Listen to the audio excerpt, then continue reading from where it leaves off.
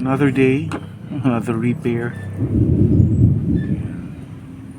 So we have here Oppo A5s. Yan, ito pong i-repair natin ngayon. So na-check ko na to before. Yan, so binakas ko na siya. Dinikit ko na actually. Binakas ko ulit kasi pinaayos ng may-ari. Ang sira niya, namigmig na yung button sa outer, pati yung kanyang flex cable na power button. So dumating na yung kanyang order namin. Ayan, para papaitan. Ayan. So normally po nasisira yung button ng cellphone natin kapag nasasanay tayo na dito binubuksan, dito pinapatay. Kaya napupudpud din, may rubber din yung sa Kaya yung mga features ngayon ng cellphone, meron na yung double tap para mag-on, tapos yung double tap mo para mag-wake, or yung iba pagka inangat mo lang mag-wake na siya. So naiiwasan na hindi naging madalas yung pagpindot sa power button.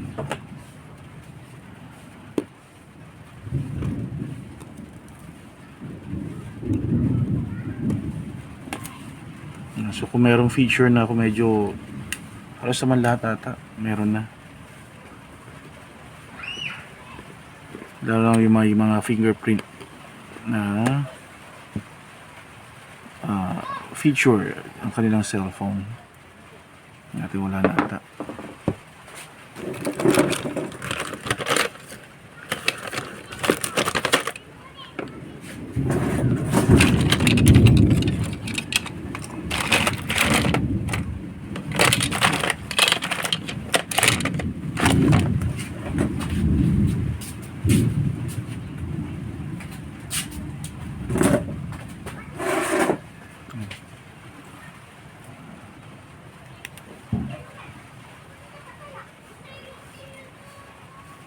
Yan, napaka-high-tech ng pansudot ko. Hindi pa yung mabibili sa Shopee or sa Lazada. Nag-iisa po yan. Kailangan ikaw po yan kailangan mawala muna yung isang pares para maging pangsundot na lang. Meron po.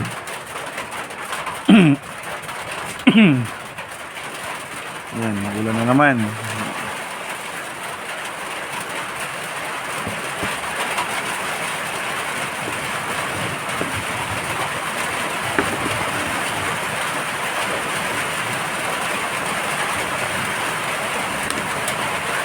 Sobrang init. Dahil natin dagupan. Biglang buhos ng ulan.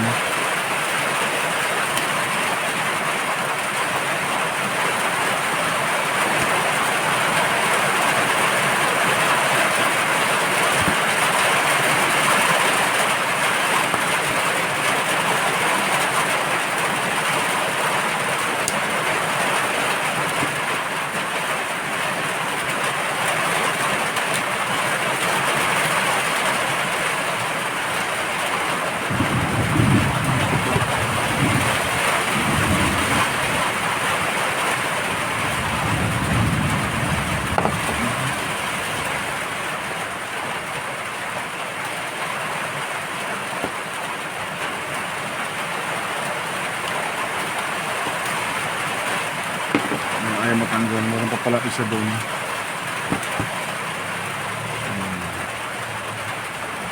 So sa bandang baba wala namang pong bubuksan.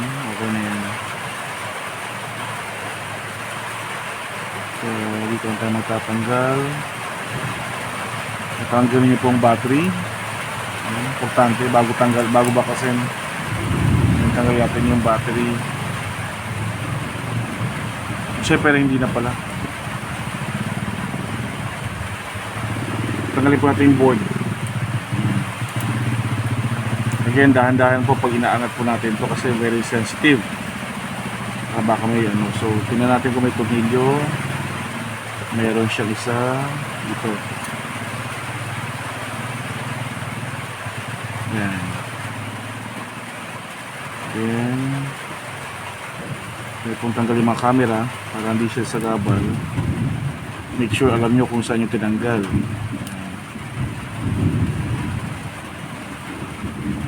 We have another one here.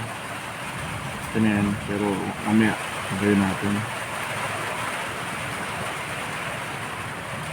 Tapos iangat nyo po ng dahan-dahan.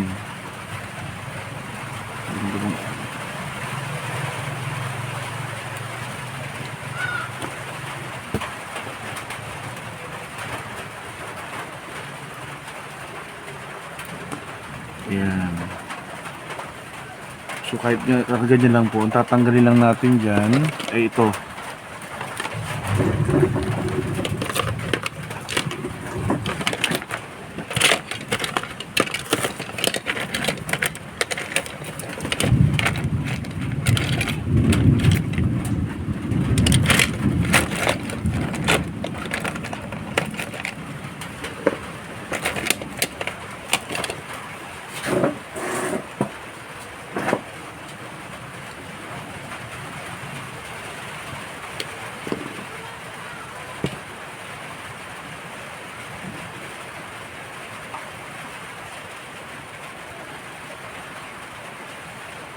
Ang talaga.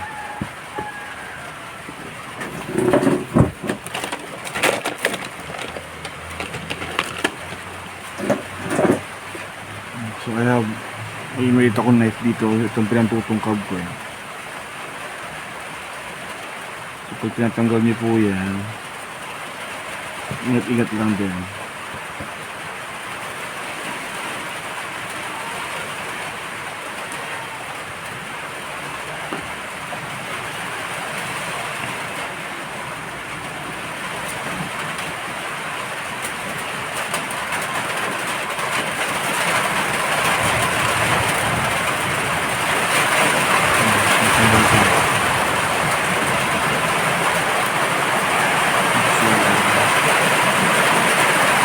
This one from Lazada.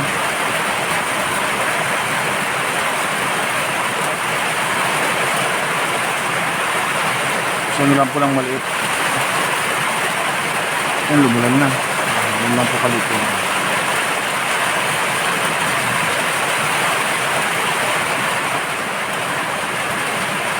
Yung sa button, so bumili ako nung flex cable. Ito naman po yung button na pinipili sa labas. So pag bumili po kayo nito at i-install nyo na, yun lang po siya. Meron na rin po siya adhesive sa likod. Ayan. At tanggalin nyo ng adhesive.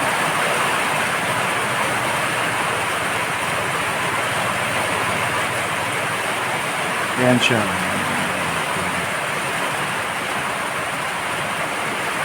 Ilagay nyo lang doon sa kanyang original position.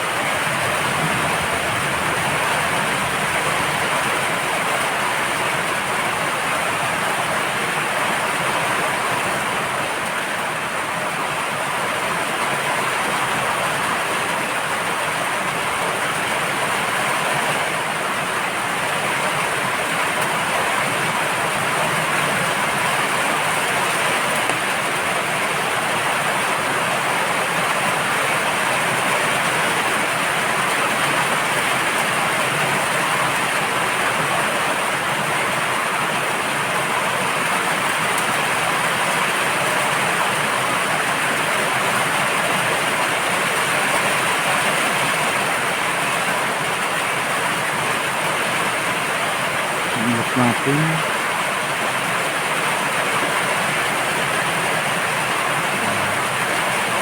hindi ko nalagay bombayin natin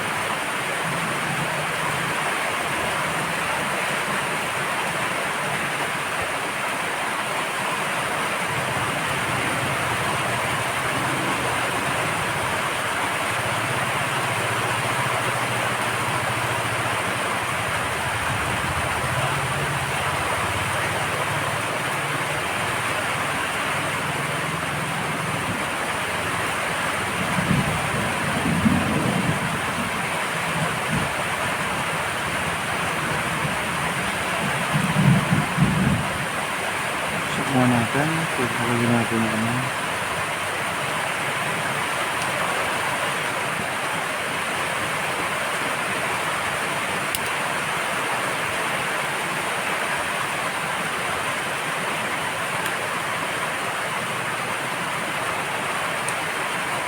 Yung camera pala mo.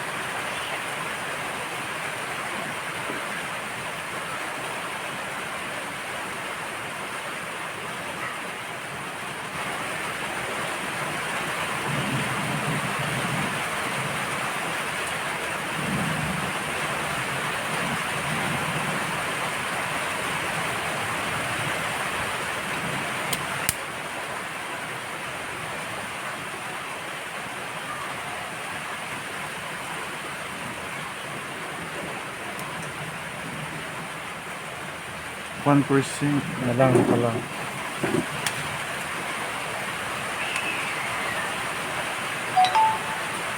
So it's working. Kailangan natin i-charge. Off na siya. Thank you for watching.